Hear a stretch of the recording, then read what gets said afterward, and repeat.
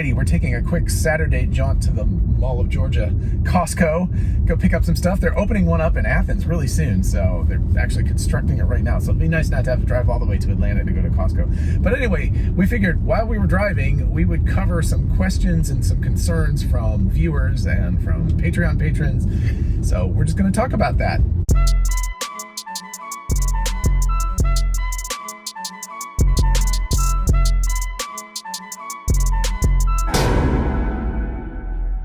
For those of you interested in investing, check out WeBull, an amazing platform for buying and selling stocks, and now cryptocurrencies like Bitcoin, Dogecoin, and others. Open an account and get a free stock valued at up to $200, and fund your account and get another free stock valued at up to $1,600. Check out the link in the description and help the channel at the same time. Hey y'all, it's Dr. Know-It-All and... Lane.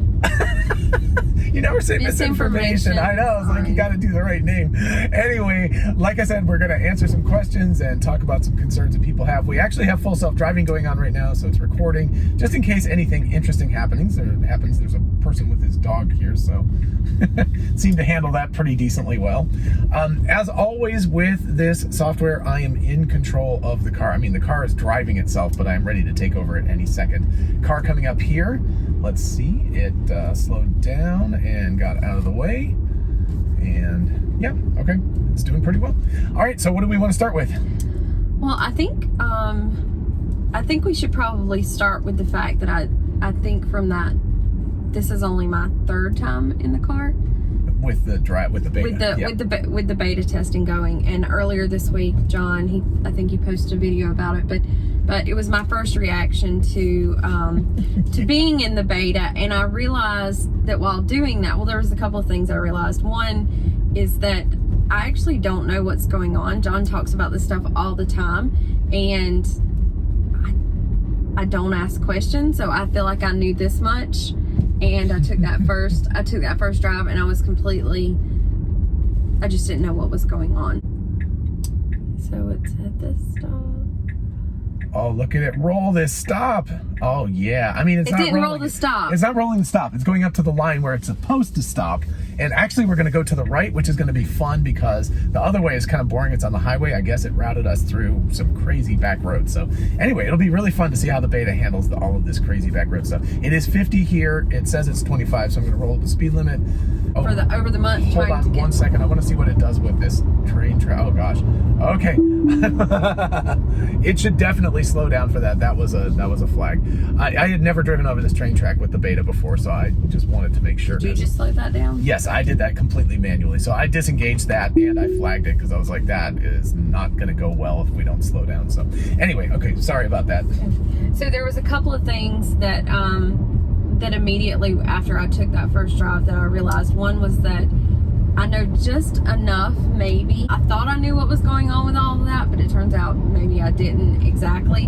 And the other thing is that it's very obvious to me now that I do understand a little bit more about it, that there are some people who keep their cool and know what they're doing and are perfect beta testers.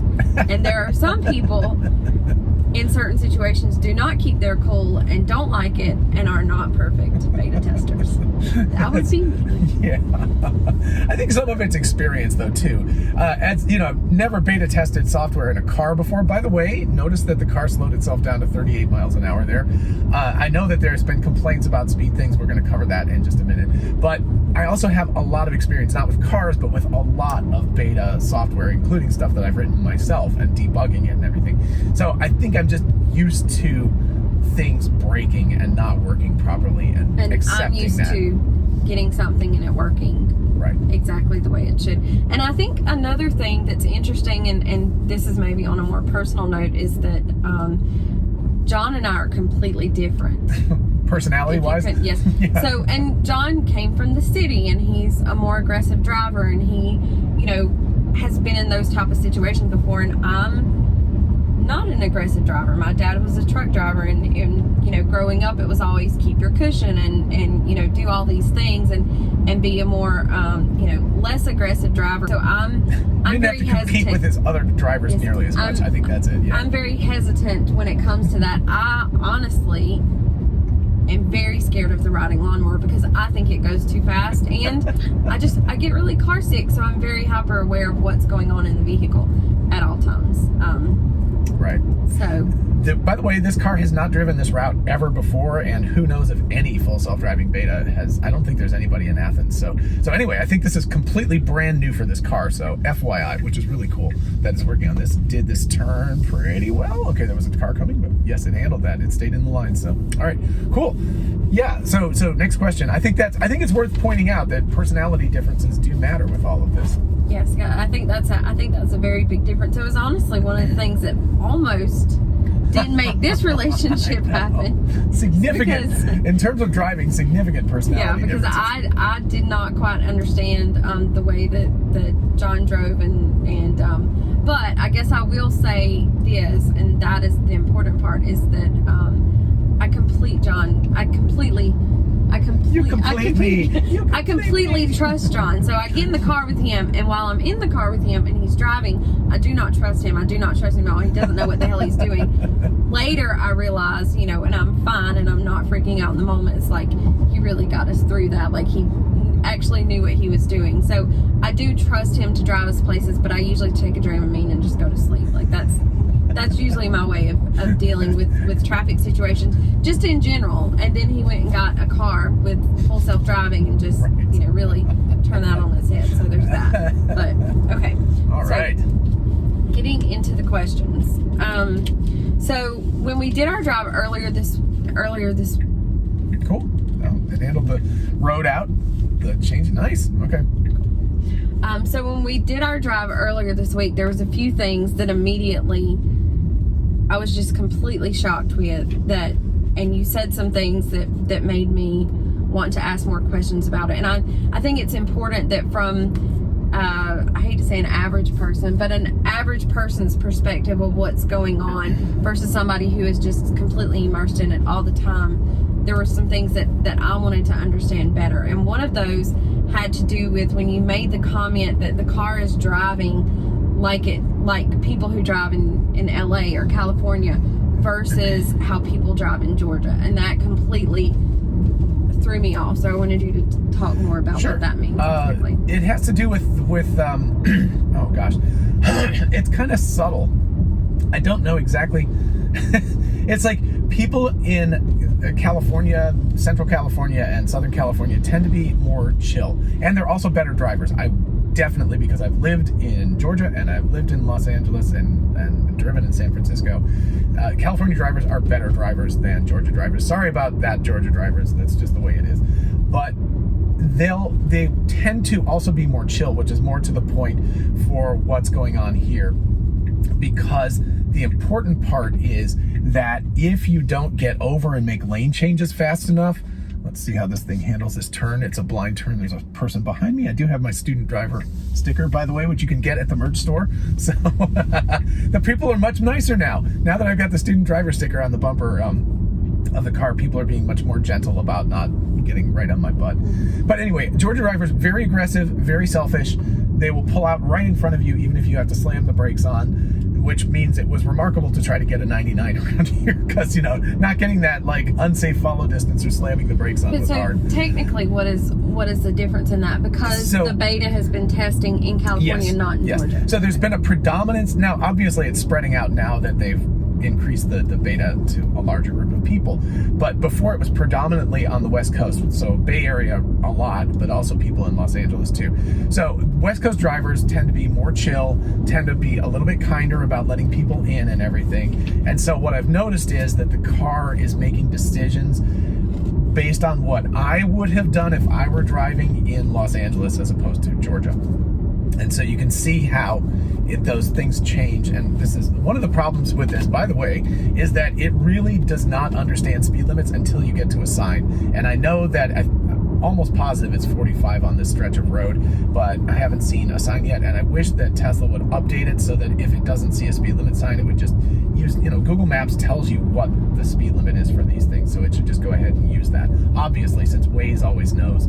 and Google Maps knows, they should be able to transmit that to Tesla, which should be able to use that data until it sees a speed limit sign. So anyway, small thing for Tesla to work on. Actually, it's a big thing because it's annoying to have to adjust the speed limit manually. But I think that leads into one of the other questions, and that has to do about the jerkiness that's going on. And I know when I had that first drive, I was really unimpressed with that part of it. And it was, I think I even said that the car was driving like a toddler. Right. because I feel like there are just these times that it's really jerky, or it doesn't necessarily slam on brakes, but it reduces the speed a lot faster than I would in that situation. And that's what freaks me out a little bit. And you handle it very well, because you're like, oh, that's cool, that's what the car's doing, it's going to learn to do better. And I'm like, what the hell is this car doing? So I'm freaking out about it. But explain to me what's going on with that, and why that part isn't any better at this point. Is that the way to ask it? Sure. So I actually don't, I think it all comes down to planning. And I've talked about this in other videos as well, but the car is not planning very far ahead, which is one of the reasons why it doesn't drive well in Georgia, because if you need to get over 2 or 3 lanes, you need to do it well ahead of time, not at the last second. And the car doesn't seem to be planning ahead. And it's not planning ahead in terms of braking either, because it's clearly showing, now that it's the vision-based system, you can see the little brake lights pop on the car in front of you. So the car knows that the car in front has brake lights going on. I'll be interested to see how it manages this turn, by the way. This is a pretty major road. We've been driving on back roads. That was really pretty reservoir back there. But let's just take a break here and see how it handles this, because it's a blind turn. You can't see to the left. You can a little bit. So it should say creeping. Yeah, so creeping, and we're good. We've got plenty of room. Nobody's coming, so it's being extremely hesitant, waiting for speed crossing traffic. Okay, I just had to press the accelerator. So I would consider that a small intervention, but wasn't a big one. But anyway, nobody was coming. But so it doesn't plan far enough ahead. At least it needs to be thinking at least 10 seconds, more like 20 seconds ahead of time. And what it's doing is it's thinking maybe 5 or 6 seconds ahead of time. So it's not making decisions early enough in planning in order to not have to brake hard or not have to get over in another lane at the last second. So this is the obvious area. I think the biggest area that I see needs improvement in full self-driving. And I know they've been working on the safety, which is super important, the most important thing. And they've also been working on just the moment-to-moment driving, making sure that all of that works. But it's quite obvious that the longer-term planning, and I'm not talking about GPS planning, like it knows, right? It knows to drive on this road for another 0.9 miles and then take a left. So it understands that, but I'm talking about seeing traffic up ahead, knowing it needs to get over several lanes, and planning that out well ahead of time, so it's not the last possible second when it's trying to do that. And that will solve the whole Georgia driver thing too, and keep it from braking really hard. Well, I get that, but like we've been on this road a few times, and there's literally nobody around, and it brakes like it is right now. Just like actually, whoa, what is it doing? I think the speed limit just changed. Yeah. so I don't know. It is almost like a new driver, because it's like, oh, I see something is going to happen. Right. Let me brake so I have enough time to react when I have to do that. But then on the opposite end of things, it's also like a new driver, because it doesn't brake fast enough. It's like it's not reacting quickly enough to. Well, it's almost. I just did a video on this, which actually just released as we're recording this, so you can check it out up here, I guess. Anyway, it's on. Part of it is about how fast it's going to learn to be an expert driver. Oh, this is going to be really interesting. This is an unprotected left-hand turn on a highway. I may have to take over here just for her sake, if nothing else. But we're going to see, because it's sort of blind. On the left is a big sweeping turn, so you can't see super far away. On the right, there's plenty of ability to see. It is a divided highway, so what I would do as a human being is drive halfway and then stop and then drive the other half if there was traffic coming. But it will be very interesting to see what this thing does. So, okay, it's waiting. All right, I'm gonna be extra hyper vigilant here. There is nobody coming. Oh, there is a car coming farther away, so I don't know if it's gonna go. I don't know also if it's going to wait for the traffic from the right. Holy crap, wow. Oh, okay, see, Georgia, that's what I'm talking about. That's exactly the kind of nutty driving that happens around here. Maybe you should just not. We don't need to see what it does right here. Oh no, this is a really interesting case. I had forgotten that this was as close to our house. Oh, here comes a Tesla Model Y driving across the road. You will see it like right there. It's our sibling. So anyway, yeah, we're taking a little break from the questions just to test this out. This could take a while. There is a car behind us. I will probably, bail if there's a really big opening and it doesn't look like it's going to go. We may have to speed up the footage. There's like no break in the traffic on the left. There's just people coming and coming and coming. So, and there's also somebody getting into the turn lane on the right. So we're going to be blocked. We won't be able to go across for a while. Okay, now it should be able to, after this guy goes, it should be able to get into the middle, but I don't think it's going. So I'm going to give it one more second. Nope. Oh, shoot. I think I took away just the right spot. Okay, I think I'm gonna I'll be honest, I would have played I'm going. I know. Yeah, we as humans would have gone. I'm disengaging it and going. So anyway, if there wasn't somebody behind us, I would have waited, but I don't want to be incredibly rude to people behind us. So, all right. I think that leads into another thing that we probably should have started the video with, because I thought it was a really important thing that I realized when you took me for the first time, is that they don't just give this to everybody. So this right. beta I knew was a test, and you were going to be testing out, the software that they had released. But there was some part of me that was like, they're not releasing this to the general public unless it's absolutely perfect. And they should not. And so the issue that came up that I was talking to John about, and that's probably a good next question, but part of it is as far as liability and who's liable. Like you're in this vehicle, you are testing it out. It's the beta. Who is the one who is actually in control? Me.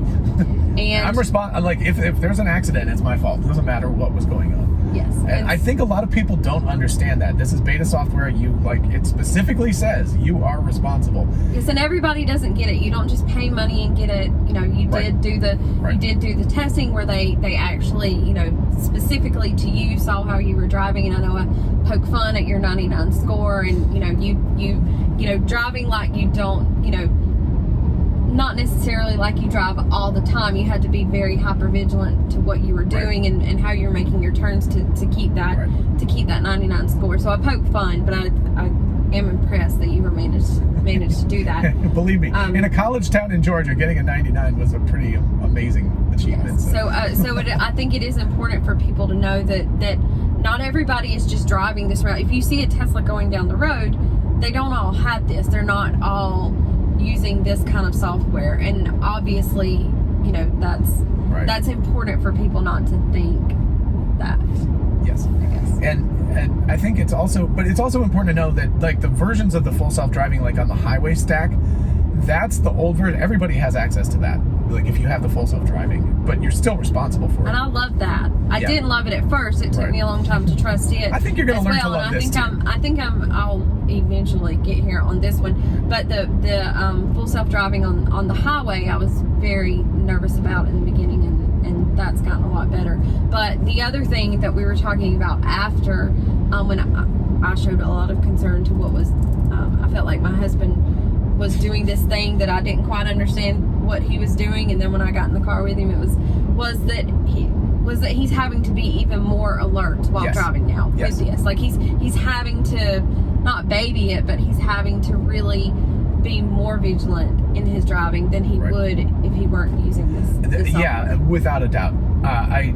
It would be much easier in terms of like my stress level to drive myself than to be babysitting this. Now, I have to admit, this is the first time I've ever driven on like a divided highway that is still the new stack, so it's not like officially an interstate or something. So it's driving on the new stack and it's divided, and it's doing a fantastic job right now. Like it is driving bang up perfectly. So that's really cool to see. But under city driving circumstances and going around tight turns inside the city with really heavy traffic, I'm way more stressed out than I would be driving myself, because I know exactly how I drive, but I don't know exactly how the beta software is driving. So I'm also getting used to it, so it's lowering my stress level as well. So I'm getting used to how it drives, which means I'm starting to figure out when it's going to get in trouble ahead of time instead of me having to react in real time as well. So those are all factors that go along with it. Yeah. So I think that kind of the liability and everything leads into another thing that came up in the video. And I know that I was freaking out at the moment, and you were having your fun poking your fun at me and things like that. But one of the things that came up was I don't remember exactly what it was, but I made a comment about it learning to drive exactly like the law tells us we need to drive. And you were saying, no, it needs to learn how a human drives. And I was like, well, there is liability to that. Like there has to be huge liability to that. And then you were trying to explain to me what the difference was, and that's very confusing to me, but I wanted to know what you meant by that. Well, it just comes down to the fact that none of us drive 100% legally, and if you did drive 100% legally, you're going to cause problems on the road. It's in fact, actually, I'm going to just bump this up a teeny bit here and just see. No, I was curious whether it would try to get around this guy in front of us. So I know I got a lot of complaints. I can't even kind of believe this, but about the speed limit being set too high. That's another question. Right. Yeah. Well, it's another question, but we might as well just do these together. But essentially, yes, by the letter of the law, that's illegal. But in Georgia, if you're not driving about 10 miles an hour over the speed limit, you're slowing everybody down. You're actually causing problems. That's just the way it goes. And I'm actually a little bit on the conservative side with the speeds that I have mine set to. If you go into Atlanta, if you're driving 15 or 20 miles an hour over, you're blocking traffic behind you. So it's all very, I don't know, it's nebulous, right? It's like you have to adjust to the circumstances that you are in. And if you're in a circumstance where people tend to drive faster than the speed limit, you kind of need to do that in order to fit into the traffic flow. There's also things like just like driving over a solid white line where you're making a turn to get into a turn lane. If you, many times this car has started to make the adjustment to get into a turn lane where it was a dashed white line, and then it will bail out because it turns into a solid white line. But what you should do as a human driver, and what you would do, is just continue over. It's illegal, by the letter of the law, it's illegal to go over that solid white line. But if you're in the middle of making that turn or lane change, you better do that, right? It's worse to go the opposite direction and suddenly bail out, because it's also unpredictable. People behind you are going to get confused. Going over double yellow lines when you're making a turn so that you can make a little bit wider turn, also illegal by the letter of the law, but also important to do if you are going to drive like a human being. Also, rolling stop signs. There's even a California stop setting in the full self-driving. So, there's all of these things are very important for you to do to drive with other human beings, because that's the way other humans are going to drive. So that's what I'm talking about. You can't have this thing driving by the letter of the law.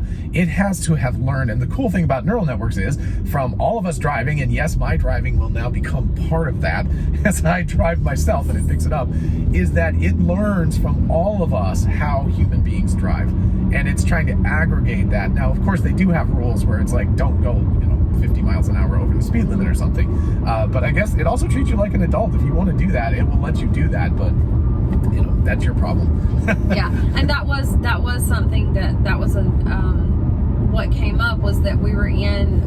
I think for part of it, we were in the neighborhood, and I was screaming at you that the car was going too fast, and it wasn't. And there were some comments that it wasn't the car going fast. John had set the speed limit to 9 miles over, and I was trying to hash out how that, because the car was only going 20 something, but you had it set to 9 miles over. Right, that's a maximum speed. It adjusts. Yes, right. So that's what I was trying to understand, was that you were saying that it was set to 9 miles over, but the car is supposed to learn and react in that situation what speed it should be going, even though you're saying you could potentially go 9 miles over here. The car's supposed to know, oh, well, there's a curve coming up. You probably shouldn't take that curve at that rate. And it's been doing that. Yeah, as we've been talking today, I'm sure you've seen the speed limit, the speed vary. And that's not me doing it, because the car, except for that disengagement back there, it's been driving the whole time. So it's adjusting its speed based on what it thinks is the correct speed. I did want to go back to, I know that we're not there now, but one thing that I found really interesting in that afternoon that we went for that drive is that in our neighborhood, our stop sign is before, we have a brick, I don't know, entrance way or whatever that goes all the way across, but the stop sign is on this side of the bricks, and the white line in the road is a good bit further up. And so if you were to stop, like the car initially stopped at that stop sign every single time, and then it kind of went slowly, but then it kind of jutted out. It darted out whenever it got to the road, you know, and right. I felt like that it didn't stop in the place it needed to stop to see what was coming, because if you stop at the stop sign, that's a complete blind spot. Like, you can't see anything that is coming. And so what's interesting is now, I don't know, I guess a week later, less than a week later, when we come up to that stop sign, it creeps, and it starts creeping to go through the stop sign, and then it stops at the white line. You can look both ways, and then it goes. It's much better driving now. Yes, and so I was giving the car a really hard time because I was like, why is it even stopping right here? And well, it's stopping because there was a stop sign, but that stop sign is kind of ill-placed just because of that, you know, coming into our neighborhood of the way that is. Right. So and again, that goes back to that it driving like a student driver that just got its permit. Mm-hmm. And as the parent or whatever, like with your kid, you'd go like, oh no, that's not where you should stop. You should go up here. So it's clearly like learning. And again, not the car is learning. I think it's the maps data. Again, the video that I just released while we're doing this. So it just released today. So it would have been 2 days ago when this video comes out. So definitely check it out. But anyway, I talk more at length about that. But basically, it's the maps data that's being updated. The car itself is not learning. The car cannot do neural network training. It can only run the neural networks, just to be super clear. But what I'm pretty sure is happening is that the maps data on here is being updated, and it's improving its ability to drive because I haven't gotten a software update since the 10.3.11. I'm really curious to see if this ever is going to try to get out around people. I've set this much lower. Usually I'd have this at 64 miles an hour. I've set it much lower to make people happy so they don't yell at me while I'm doing my YouTube videos. But you can see how everybody is passing us. So, but there are, once in a while, there's a slow car, and so I'm just curious because it has not passed anybody, but we've also not been going significantly faster than anybody else because we've got the speed limit set so low. But it's just an interesting fact. Another thing that I wanted to bring up, because I know that there's been a couple of different versions of the beta that's come out. I think right now you're on 10.3.1, because there was an issue with the 10.3. But it feels like to me that, and I don't know how many people's on the beta and who's running it or anything like that, but it feels like to me that this was released when? The 10.3.1? No, just like the original beta that I think it was December of last year, if I'm remembering correctly. Maybe it was January. But then the beta where they started, like, I hate to say less selective, but right. the beta where they let's see if it stops. I hope it stops. Good. Okay, yellow light on. The beta, just like where they released it so that people could, you know, click the button and say, yes, I want this on my car. Like very aggressive braking. Yeah, it was a little. Yes. So that one for the hundreds, that was 10.2. So it was 1 point release before. And when was that?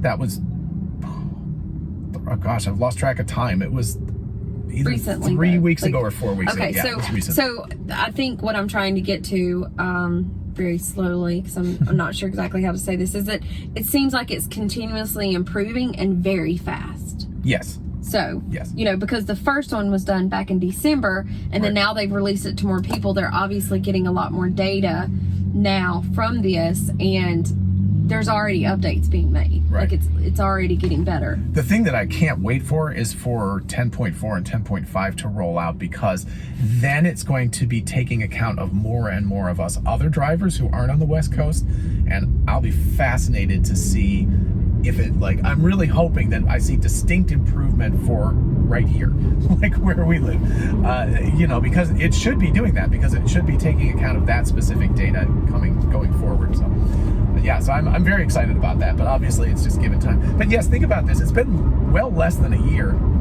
since the original new version of Full Self-Driving Beta came out, and in the middle of all that stuff, they updated to the full vision stack.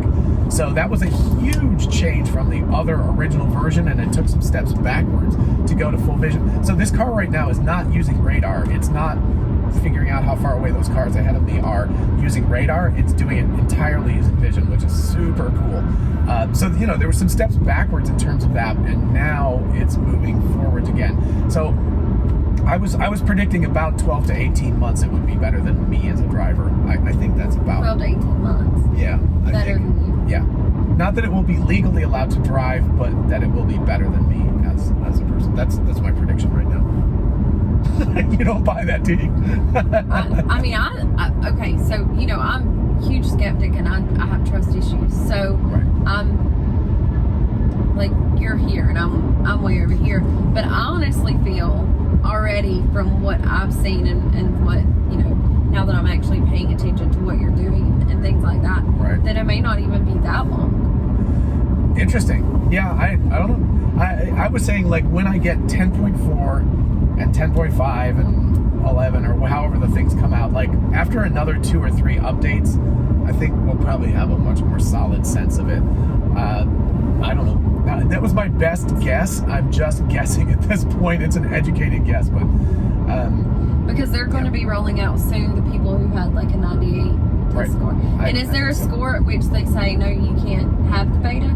They haven't said that. They haven't said that yet. I don't know how many more people they're going to roll it out to, but I guess as long as it keeps going well, they'll just keep rolling it out to more and more folks. All right, coming up on an interesting situation. There are people pulling out in front of us here. Let's see if this reddish car. Nope. Okay, thank goodness. Often they will do that. People will pull out right there in front of you. So I was keeping a specific eye. Obviously, they will. And Right. I think that's another thing that really stresses me out. Is we moved a few months ago. I think everybody probably knows that. And this place where we have moved, there are wrecks during this stretch of the highway. Yeah. Literally all the time. And it's the stretch that we have to drive to get into town. Yes, and it's where we have to drive, and I'm super just like really anxious and nervous during those places. I mean, our son just totaled his truck there this week because somebody just pulled right out in front of him trying to. He's fine, by the way, yes. But a person cut straight in front of him. He hit the person, and she actually rolled upside down. Yeah, it's everyone was fine, but holy mackerel. It's amazing, and I'm sitting there talking to the police officer, and I'm like, you know, I see wrecks here all the time, and he's like, we are literally here all the time. Right. And it's so now 0.4 miles till we need to turn. Okay, all right. I mean, that's an improvement, because that's definitely what I would have done. Would be to get over here would have been, because if you wait till you get up here, yes, and it's very low traffic today, but often it's just completely backed up to all these lights, and it has to get over one more lane here very, very quickly. Oh gosh, I don't know what it's gonna do. Oh, it's failing. I'm gonna let it. It totally failed. Aww. It is. That was a complete fail. So I'm gonna have to. Is it gonna like stand still in traffic? I to don't try know. To get over? I'm gonna disengage. That was a fail. Again, see, route planning. It needed to. I'm gonna have to go up and make a U-turn. But I don't understand why it started to. It was like, oh, I can get over, and then it was like that was a solid white line. That's what I was talking about, because the whole thing, and they don't have a dashed white line on it, which is dumb. But the whole thing's solid white line, so it's obeying the law. It's like, oh, I can't make that turn here, but it should make that. But it decided instead to do something more dangerous and stop in the middle of the road. Right, exactly. To wait to let somebody let it over. Exactly. Again, very, very low light traffic today. But if it had been heavier, I wouldn't have let it do what it was doing. But yeah, that was a complete fail, and it had nothing to do with the moment-to-moment driving. It had to do with the route planning. That's the problem. And when it doesn't have proper route planning, that's when it gets in trouble. So that's, in my mind, the number one biggest thing that Tesla needs to work on. I've talked about this before. It has to do with them using, I think, a lot of recurrent neural networks. They are using some transformers now as well, but it's the fact that holding all of that stuff in memory is incredibly sorry. Would it have made that U-turn? I don't believe so. It is on the navigation though, so anyway, oops. Hopefully it's still okay. Anyway, it's trying to hold all of that stuff in memory, and it's very, very complicated to do so. Like, memory is at a premium, so I'm pretty convinced that's why it is. I actually have a solution to this, and I tried to pitch it to Tesla, but of course they're not interested in hiring me. They only want the really smart people. So anyway, I do have a solution to this problem. I kind of know how to do it, and I'm dead serious about that. So we are about to get on a stretch of highway that terrifies me just on the regular, and there's a lot of road construction and things like that. And this is going to go back to the old stack in just a second. I think as soon as it merges onto the highway. Dude, don't stop right there. There's nobody behind us, so we're good. Take it over. We're good. There's nobody behind us. It has time to get on. So you'll see it's going to flip over to the old version really soon. Right there, it did it. So, okay. So anyway, so we're on the old version now, so uninteresting in terms of driving because the old stack works great. Version 11 of the software, according to Elon Musk, is supposed to have the new stack. And make the turn. Go for it, buddy. All right. We've started calling the car Buddy when it's in full self-driving because it's kind of like a buddy car. It's not quite all there. It's not always happy with Buddy. Exactly. Oh, I guess I didn't realize this. It thinks it's 70, but it's actually the speed limit is 65 due to the construction. So I'm going to knock it down to a reasonable speed. It's actually 60. 60. Sorry, 60. Anyway. So the other thing that I want to talk about, because on our and I didn't realize until later, but on our first test drive, you had the car set to assertive. I think I keep saying aggressive, but you corrected me that it's assertive, and that there are different levels that you. So chill, average, and assertive. Right. And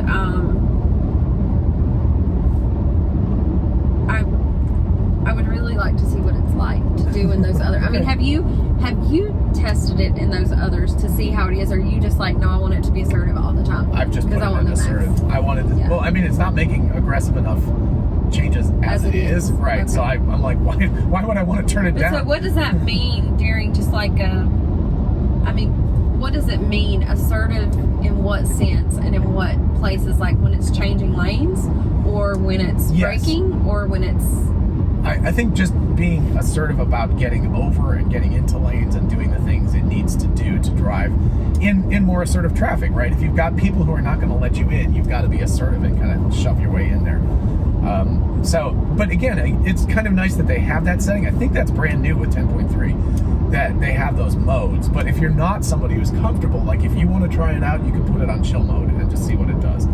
Okay, it'll probably be a lot more chill. It won't be so assertive. But the concern there is that, you know, what I would be concerned with about that is because I am a much more chill. I'm totally chill, and John is totally assertive. But I would be concerned with these places that you have to get over very quickly. Like you have to make your mind up very quickly that I know what's coming up, and I know how at this certain time of day the traffic's backed up, and I know I'm going to have to go ahead and get over. Can you tell the car? Can you knowing that, but the car's still learning and it being in the beta form, can you cut on your blinker and say, dude, you need to go ahead and get over? It will do that. If you turn your blinker on, it will get over. Okay. So you can force it to, yeah. The other thing you can do is that little button right there, the little camera button, if you push that gives Tesla feedback and tells them that was a problem. Okay. So I've been doing that. If it doesn't get like that spot, I probably should have done that, but I think when I took it out of autopilot, it automatically, I think when I take it out of autopilot, it automatically flags that as a problem area. So you can still tell it, but is it, if you tell it to do that, is it learning that you told it to do that, or is that just like you got over? Is it not learning on the map or what? I don't know all that tech stuff. What it does is it sends that entire chunk of data, including what you did after you disengaged, to the training software. It then labels all the stuff and then puts that into the loop of training data. Okay. And so it's probably got a thing like fails to make a left lane crossover set of data, and so it'll put that one that we just had a problem with, it'll put that into that training set and it will train on that. Or it may also have a training set that's like fails to get over across a solid white line when it actually should data set, right? So it'll have all of those with tens of thousands of examples of that all around the country, and then it will utilize that data and it will improve that so that hopefully over time with the next point releases and everything, we will start to see that it is more assertive getting across like a solid white line and making that change of lanes and planning ahead better. That's not really part and parcel of the training that's going on right now. That's a different thing. So that's a whole different area. But at least it can go across the solid white lines. It should definitely do that. I'm curious to see. Oh, it got over. That guy was coming up pretty fast behind us, but it was actually the correct move, I think, to get over here. Is that one of the assertive things? No, this is the old stack. So this is the. Okay. This is using the stuff that's just available to everybody. So the highway driving. Yeah, the highway driving is very good. The person just pulled right in front of us, had to brake. It did that very well. So it's quite effective at doing the highway driving. Am I a Tesla hater? Meaning me? Meaning me or you? No, I think it meant me. That was a question that I had. That was from comments. People, I think, feel like I'm a Tesla hater. I'm a beta tester. Beta testers call out things that are wrong with the software. That's what you do. And so if people think that I'm being super negative and hard on Tesla, I'm not. I think that what they've accomplished is incredible. I can't even really believe it. It's sort of like my mind is blown. But the whole sort of raison d'etre for me to be a beta tester is to call out what's wrong with it. And so that's what I'm doing. Yeah. So the fact that it's driving perfectly fine 95% of the time, I don't really talk about that much, but it's true. It is doing that, and it's incredible, and nobody else is doing this. So there you go. I'm also not a Tesla fanboy. I'm not going to say they're perfect all the time. They're not. I'll call them out when they got problems. Yeah. So I think that's a good distinction to make, because I think some people assume that, because I would call you a Tesla fanboy. I mean, I don't know if you would call yourself that, but you are absolutely a Tesla fanboy. But you're not. I have my hand on the wheel here. I don't know why it keeps beeping at me. Whoa! What is that? All right, that was. Oh gosh! Oh my gosh! Okay, I don't like that. All right, that was the old stack that did that. That was nutty. It was all safe because nobody was behind us, but I was like, I kind of let it go because I was like, well, let's see what happens. But wow, that was a fail.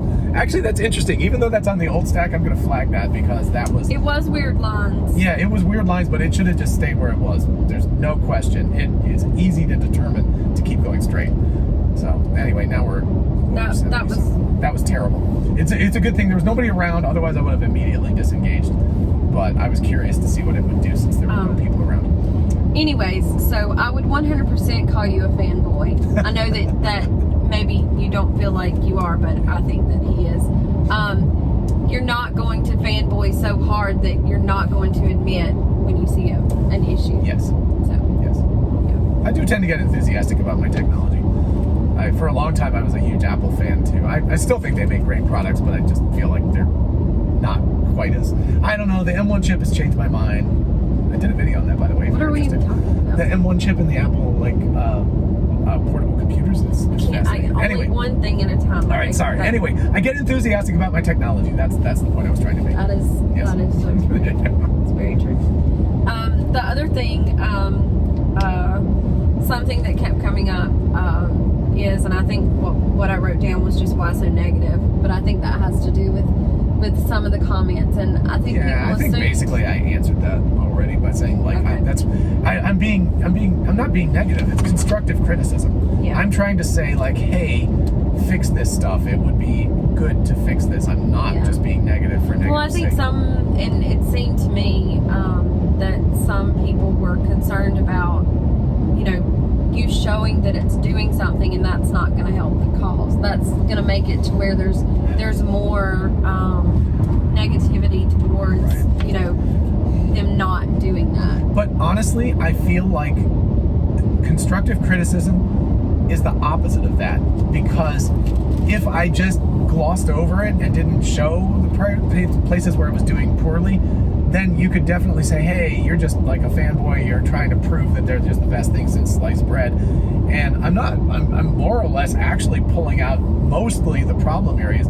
As you can see from this drive, most of the drive has been completely uneventful, and the car has mostly driven itself, except for a few, disengagements, but those are the things that have to get improved at this point.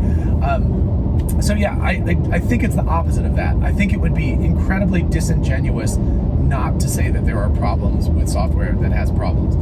But at the same time, it would be ridiculous for any legislative body to try to over-legislate something like this. They need to let this run. It's clear that these cars do not get in accidents, both because of the drivers and because of the software. They don't get in accidents nearly as often as people driving Teslas without using the software. And those people, even without using the software, don't get in as many accidents as people who are driving other automobiles. So the data completely backs that we should keep going down this road to see how good it gets. And the constructive criticism is exactly that. It's to make it better. It's constructive. All right, so thank you for sticking around for such a rather long video. I think hopefully it's helpful to hear a lot of questions and things from people who are not like experts and don't think about this stuff all the time. It's probably useful to get some of that information. I think the big takeaway is that some people, both by personality and by experience, are beta testers and like to test out software that doesn't work continuously and perfectly, and other people are not, and that's totally fine. That's all good. And let the beta testers roll and let the software get better, and eventually, hopefully within a year or two, it will roll out to everybody, and at that point it'll be working fantastically and it'll be safer than you driving, which is awesome. All right, thank you so much for watching and joining us, and definitely consider subscribing if you're interested in more of this kind of stuff. And in the meantime, have a lovely day. We will talk to you soon. Bye-bye.